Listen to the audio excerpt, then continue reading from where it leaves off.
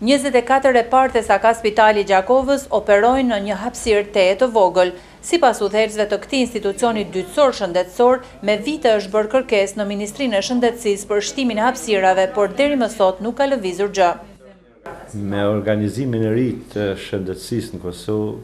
si organizim i ri tash shërbimi spitalor klinik universitar ose SHSKUK, spital ku bojnë pjesë gjitha qendrat klinike dhe spitalet e përgjithshme, në takimet e përbashkëta që është formuar një trup ekzekutive e përbashkët nivel SHSKUK-s, është marrë qëndrim që me këshyre me pas një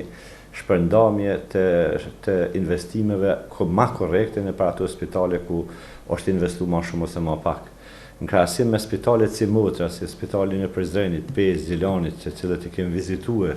këta 2 muajt e fundit, Spitali Gjakovës hapësirën kohore ka më të voglen, thuja se shumë pak është investuar. Ushtruesi detyrës së drejtorit thotë se objekte ka, por duhet rinovimi tërësishëm. Jemi duke shiquar mundësinë edhe investime nga investitorë, donacione të ndryshme, po çdo herë në bashkëpunim ose në koordinim me drejtorin e përgjithshëm SHSKUK-s, sepse ne nuk kemi drejt pa koordinimin e atyme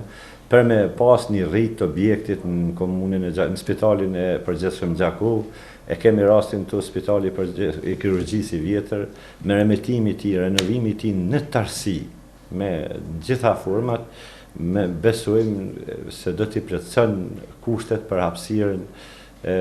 ekzistuese për pacientë dhe për personel. Ndërkohë, edhe pse ka kohë që është formuar bordi drejtues i shërbimit spitalor klinik universitar të Kosovës, i përbërë nga institucionet e nivelit dytësor dhe tretësor të kujdesit shëndetësor në sektorin publik të shëndetësisë, akoma Spitali Gjakovës udhëhiqet nga ushtrues detyre, që sipas rregullores deri më tash është dashur të emërohet drejtori. Ndërkohë, Inspektoriati i Punës ka rishpallur konkursin për udhëheqjes të Spitalit të Gjakovës, e se kur do të merr fund ky proces, kjo mbetet të shihet se kur do të marrë vendim bordi drejtues i shërbimit klinik universitar të Kosovës.